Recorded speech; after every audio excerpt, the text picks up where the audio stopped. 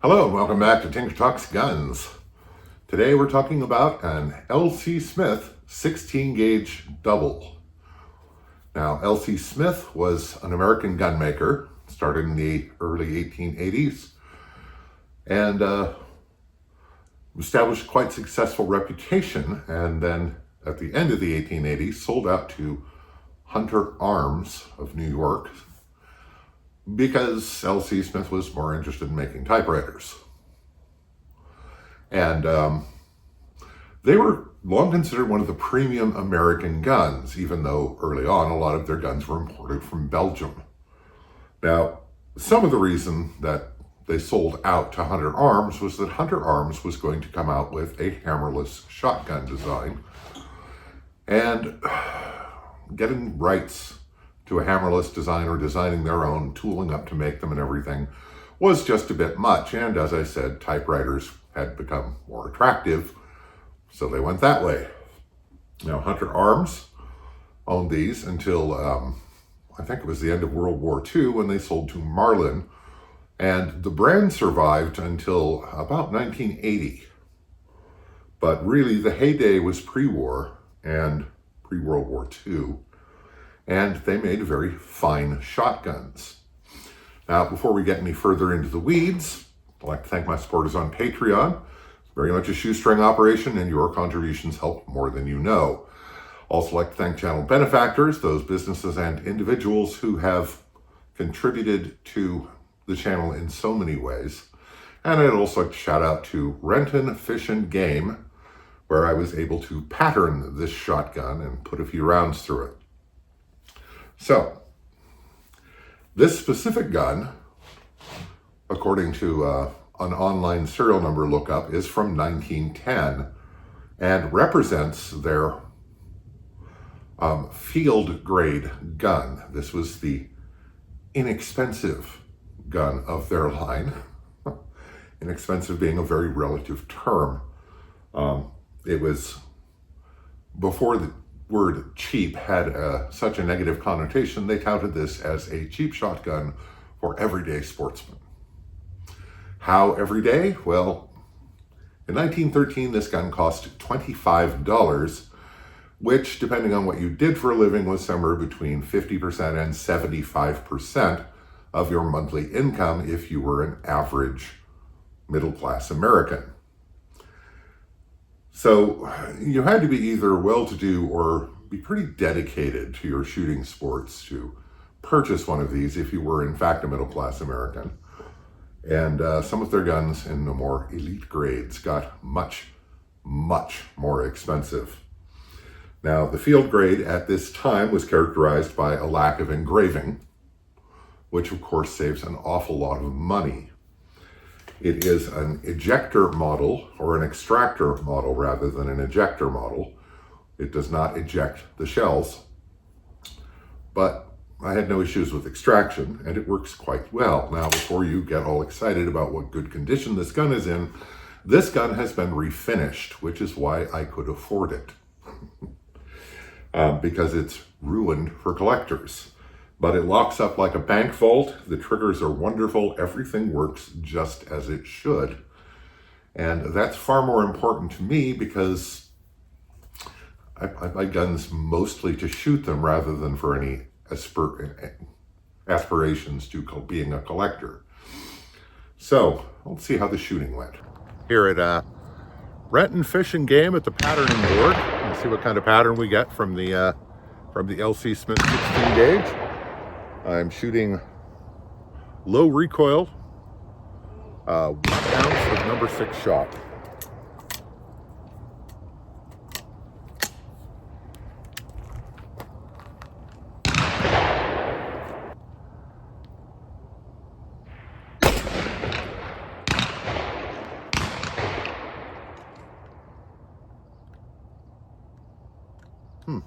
Interesting.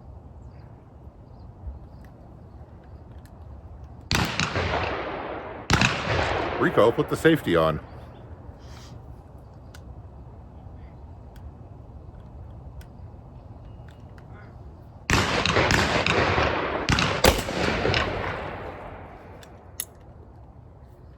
Feels pretty nice to shoot. Extractors rather than ejectors.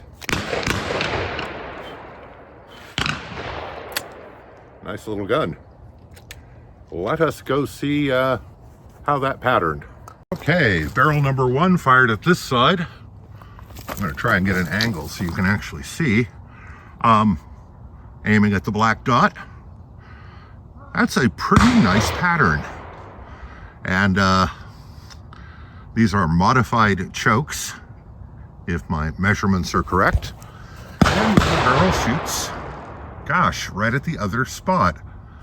Well, I'm quite pleased with that, and the pattern size is not huge. So yeah, I'm going to call that a win. I like it, and recoil is pretty mild. So really nice shotgun. So the gun's really very nice to shoot, and being built on the 16 gauge receiver, which was specific to 16 gauge at this time, it's very svelte and very handy. The 27.5-inch barrels swing very well, but aren't so long as to be cumbersome. And the bores are in amazing condition, like new, and do not appear to have been honed, if not excessively. Overall, the gun exhibits signs of use and wear prior to refinishing, but no signs of neglect. So this was a gun that was used, and then somebody loved it enough to actually have it professionally reblued and refinished, and did a nice job. And the checkering isn't much worn, but I don't know if it was refreshed at the time of refinishing or not. I don't think the gun saw much use after it was refinished. And has, very typical for the period, a vulcanite or plastic of some kind butt plate. And the controls are exactly what you'd expect. Dual triggers, the top lever, and it has a positive crossbar lock in the greener style, except rectangular. There is a safety, which when pushed up is safe, pulled down or off safe, obviously. And I did, on one of the shots, under recoil of the first shot, I accidentally applied the safety. So I'm going to have to watch that. And overall, as you can see, the wood is nice, as I say, obviously used, and then sympathetically refinished. So they didn't eliminate all the marks of wear and use, but most of them. And there is a slight crack here in the stock, which I'm going to keep an eye on, but I think it has already possibly been stabilized. It's a very small crack. And I'll have to attend to that and see what needs to be done. But overall, it's in lovely condition. And of course, being fully refinished, it's ready for use. Locks up, as I said, like a bank vault. And everything looks really, really nice. And I love the way it handles. This is, traditionally the reach on this is a little short for me. But I tend to shoot in more of a Churchill stance, facing, rather than more of a crossbody stance. So this actually works really well for me, even though to a purist, they would say it's too short. But I really love the shotgun, and I actually looked at this for several months before deciding to purchase it, and the purchase price was quite modest. And I looked at it so many times before picking it up because I'm going to have to create a use for it because I really do want to use it. Now, Rat and Fish and Game has a nice pad for shooting trap and skeet. So it's likely you may get to see me embarrass myself by attempting to shoot trap with it. And I say attempting because that skill seems to have significantly slipped over the decades since I first did it.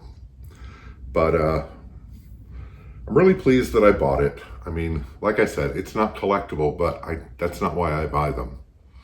It's in beautiful condition and refinished, beautiful condition. And they did a really good professional job. Now, old shotguns like this one has the armor steel barrels, which were a steel developed in conjunction with Krupp, and almost certainly purchased from Krupp, that is extremely hard and strong. So pressure in the barrels is not something I'm worried about. However, like all antique shotguns, the enemy is less pressure than recoil, because material standards were not always as good as they are today. Now, I do know people who have fired tens of thousands of rounds through L.C. Smith shotguns. But for my purposes, I really don't see any point in pushing it. So I'm going to be sticking mostly to lighter and more low pressure loads, and even when I can source and afford them, RST loads that are tailor-made for antique shotguns. So I'm really happy with this. I really like it. There's something about a double. I mean, just the weight, the balance, the way they swing and track on target.